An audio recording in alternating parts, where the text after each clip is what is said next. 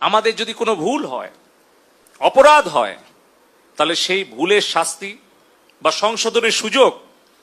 আপনারা আমাদেরকে দিবেন, কিন্তু মাননীয় প্রধানমন্ত্রী জননেত্রী শেখ হাসিনাকে দয়া করে আপনারা ভুল বুঝবেন না। শিক্ষা প্রতিষ্ঠান, ছাত্র ছাত্রী, শ্রমিক, মেহনতি মানুষের কাছে গিয়ে প্রকৃত সত্যটা তুলে ধরে তাদের কাছে আমাদের কোনো ভুল ত্রুটি হলে আমরা করজোড়ে ক্ষমা চেয়ে দেশের জন্য, দেশের শান্তি উন্নয়নের জন্য, নিরাপত্তার জন্য আমরা এই দূরত্ব দূর করার চেষ্টা করি। যদি আমাদের তরুণ তরুণীরা, আমাদের ছাত্রছাত্রী ভাই বোনেরা তারা যদি মনে করে যে এই দেশব্যাপী ইন্টারনেটের সেবা ব্যাহত হওয়ার জন্য কেউ দায়ী, তাহলে সেই দায়ী আমি দায়িত্বপ্রাপ্ত ডাক এবং টেলিযোগাযোগ তথ্য প্রযুক্তি প্রতিমন্ত্রী হিসেবে